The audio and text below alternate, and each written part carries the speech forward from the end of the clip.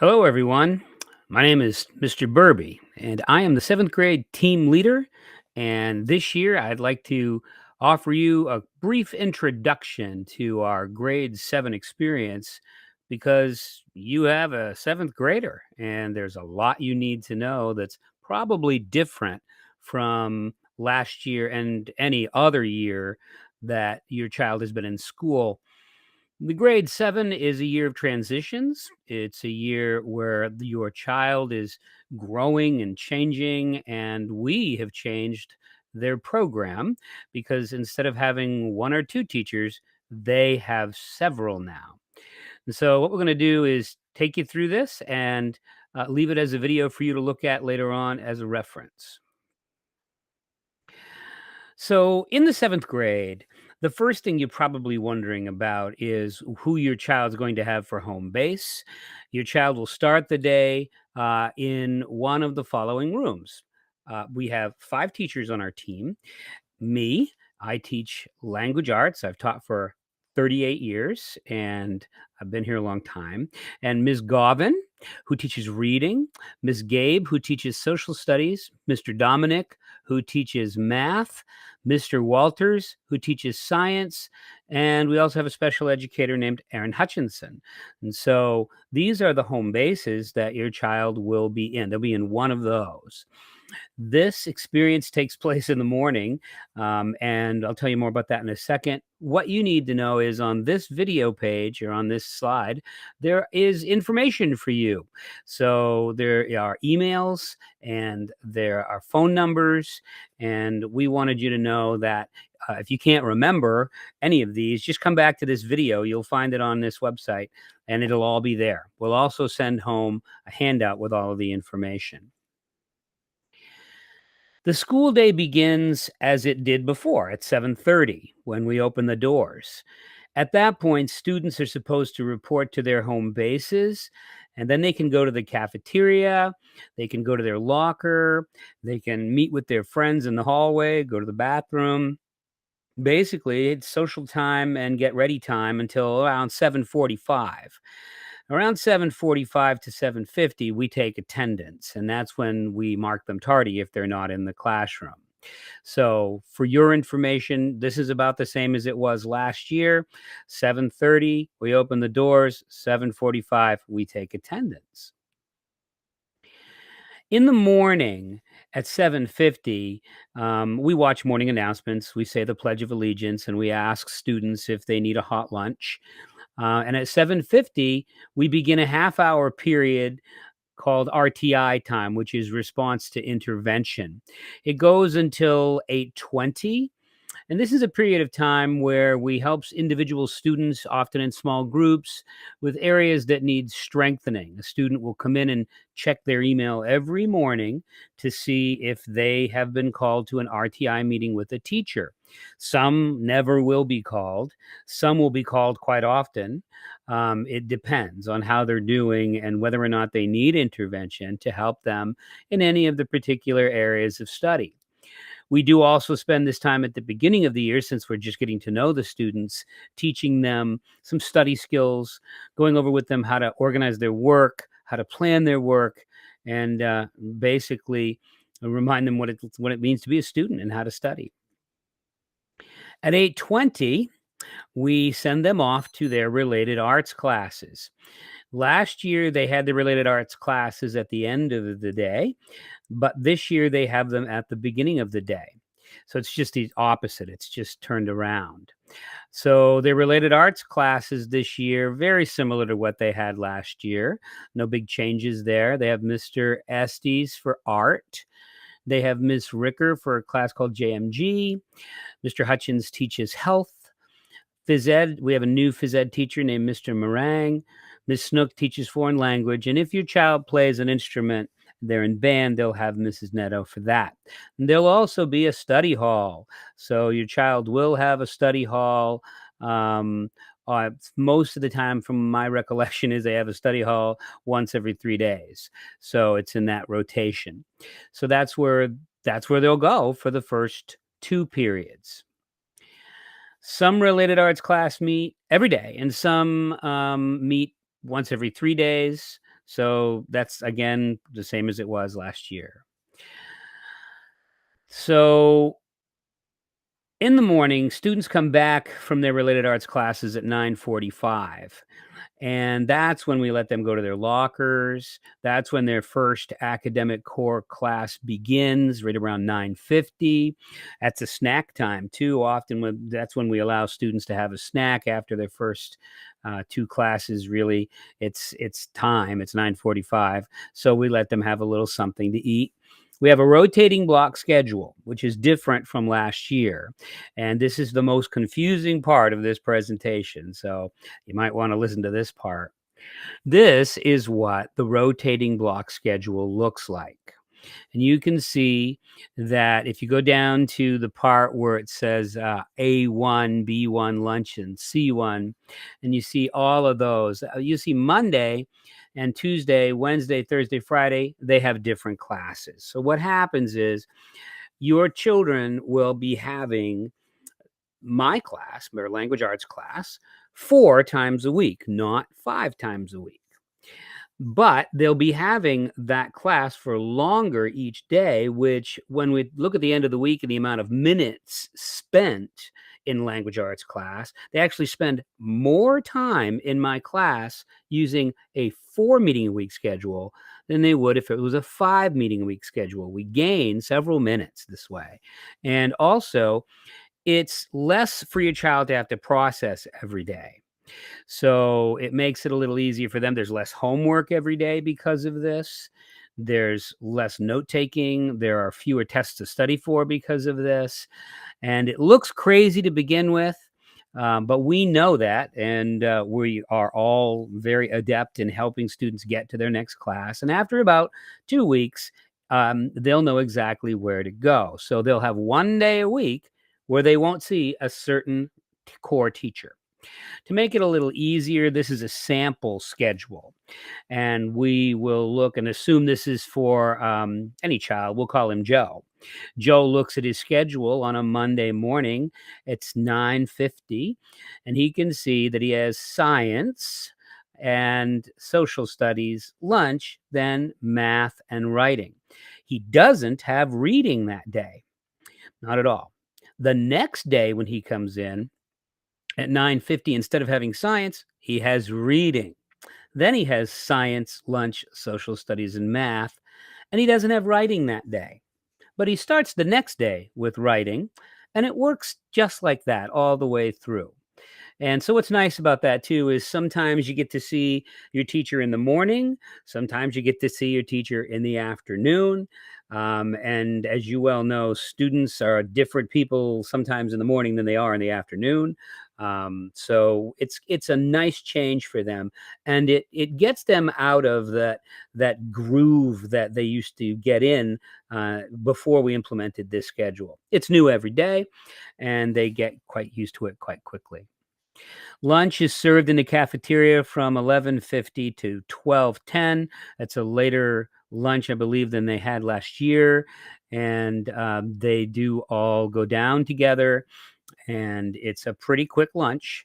They can buy milk, they can buy a full lunch, they can bring their own.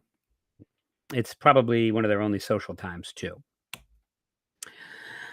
Then we have our afternoon classes. Students have 2 more classes after lunch before they get to go home. We will dismiss the walkers first, then the parent pickups. Um, and actually, then the bus students. So everyone is out of the building by 2 o'clock. And we try to get all of that done in a pretty efficient manner. It takes a while. There's a lot of kids. There's 400 kids being dismissed at the same time. So that's a pretty hectic and highly organized moment, and sometimes looks a little crazy, but it works. And we haven't lost anyone yet. Things we would like you to remember and that you probably need to remember. So one of the things is you need to drop your child off by 7:45, so they can get upstairs quickly by 7:50. If you aren't sure which bus that your child needs to take, the bus routes are located on the school website at breweredu.org. We give students a chance to have a snack around 9:50. We hope they're not bringing entire bottles of soda or entire boxes of cereal. We want them to have a snack, not a meal. Many students will pull out their entire lunch during this time, and we tell them not to. This is a snack time, not a meal time. Every student will be issued a locker. They generally use it to store their coats, their sports equipment, their lunches if they bring their own. We generally don't give them a lock, but if your child wants one, let us know. We can issue them one. Students are expected to respect each other's personal space, and that includes the stuff in their lockers. Telephones, this is a modern problem. We ask that they keep their phones silent during the day and that they do not use them, that they do not take them out, that they do not look at them. If we see a phone, we ask your child to put it away. If we see it again, we will take the phone and we will leave it in the office for you to pick up at your earliest convenience. If a child needs to go to the bathroom, we ask that they leave the phone on the teacher's desk. We do that so they're not calling you from the bathroom. If you absolutely need to communicate with your child during the school day, simply call the office and we will get that message delivered to your child. But if your child absolutely needs to talk to you during the day, we'll let them. We'll even let them use their phone, but they have to ask permission and then they can call. So that's how that works. It's a safety issue. Backpacks. Students are allowed to carry their backpacks with them if they wish. Many choose to leave them in their lockers and only carry what they need to the next locker break, which we encourage, but they are allowed to carry it. Every child will be issued a Chromebook this year, and a nominal fee is going to be charged in order for your child to take the computer home.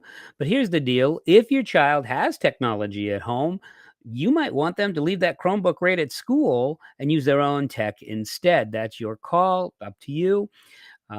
Many students would rather not carry them home, but some would. If your child brings it home, we ask that your child charge their device at home during the evening while they sleep. Many don't, and then they come to school the next day with what's known as a dead laptop or a laptop that's about to die. And it's not a big deal, but they need to find a place to plug it in, and quite often they don't sit near a plug. So we're asking that they do their due diligence and plug it in. If they bother to take it home, they should plug it in before they go to sleep. Homework and where to find it. Yep, we do give homework. It's part of our program, but it's not like it used to be when you were in school. It's not that much. Often, students are simply completing homework, or excuse me, classwork that they started earlier in the day, and our homework is listed. If we have giving homework, we're going to list it for you on our team website. And we're going to send home a letter with the directions on how to access that. And parents are encouraged to use that web page as the go-to page for homework. It's listed here if you want to see it. But again, we're going to be sending home a sheet of paper, and it's right on our team website. We will be filling those in. Usually we fill them in Monday mornings, and students are also going to be given a digital planner this year that they can choose to use. It's up to them. We're giving everyone a student planner. Some kids absolutely require that planner. Other students don't. Other students use it anyway, and we don't worry about them. What happens is if your child starts to lose track of their work, then we'll say to them, we need to check your planner. And we'll ask them to bring it up and make sure they fill it out. We can even have them send you a screenshot of what their work is for the week. So there's that. That way we can communicate. Google Classroom is universally used in our classes. It's the way for us to post everything. It's our syllabus. It's all of our work. And so Google Classroom, along with Infinite Campus, which is where we put our grades, those are the two sites that are going to be pretty important to your child's success. And if you don't know how to get on Infinite Campus, we will send home information about that. But you should be familiar with it. You've probably been on it before. They've had it for a while. This is the first year they're going to have number grades in there as far as 0 to 100. So your child has access to Infinite Campus as well as you. And if you can't remember how to get on, you can simply ask your child to get on and show you. And so that's something you could be doing. Parent-teacher conferences come pretty quickly. They come during the week of November 20th and 21st during Thanksgiving break, that Monday and Tuesday, and we really like to meet with you. We wanna meet with you. Our communication is essential to their success this year. We're gonna email you information about how to self-schedule these at your convenience. We have meetings, in the afternoons. We have meetings in the morning. We have meetings in the afternoon and evening as well, which is kind of nice. A lot of people prefer to do these digitally because you don't have to miss work. You can simply say to your boss, I need 10 minutes to go to a meeting. I'm going to take my break and go and do my kid's meeting online. And you can do it with your phone or go in your car. Some people do that. And it's a great way for us to touch base. But we can do this at any time, too. Just because we're having scheduled parent-teacher conferences during the break of November 20th and 21st, that's not the only time we can meet with you. We'd be happy to meet with you whenever you feel we need to meet with you. And we might ask you to do the same thing. Simply call us, give us an email. We'll be happy to get right back to you. Email is a great way to get in touch with us. And here's how you stay in touch with us.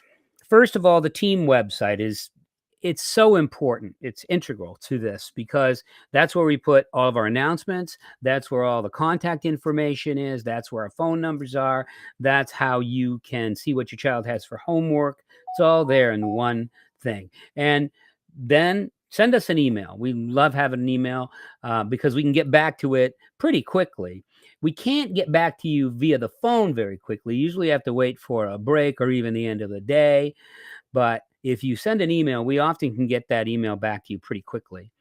And you can also ask to see your child's digital assignment book that they're supposed to be filling out. And then you can also ask to see their Google Classroom. Infinite Campus 2 is a great way to see how they're doing. So you can make sure you know how to get on that. And again, if you don't, we'll be sending information home about that. And we just wanted you to know that, because seventh grade is such a major change, sea change in your child's life, it's also going to be a big change for you. Your child's getting older. We're asking them instead to have, instead of having, one or two teachers, they're going to have 7 or 8 teachers that are going to be asking things of them, and they're going to have to be keeping track of all that. And for many students, it's huge. It's a very big difference. That first trimester is often very, very much a struggle for a lot of students. So we know that, and we want to help them through it, and we want to help you through it. There are going to be a lot of things to remember in the next few weeks. We don't expect you to figure this all out right away. Take time, get used to it. And we're all pretty kind, patient people. In a month, it'll be like your child's been doing this for years. But for the first month, it's a little crazy. We're here to help you. Please don't hesitate to ask for help. It's our pleasure. We want you to know we're here for you. This is you're part of our team, and this is a team effort. Again, my name is Tom Burby. I'm the team leader for the 7th grade. And if you have any questions, please feel free to contact me. And thank you. And we hope to have a great year with you and your child. And goodbye.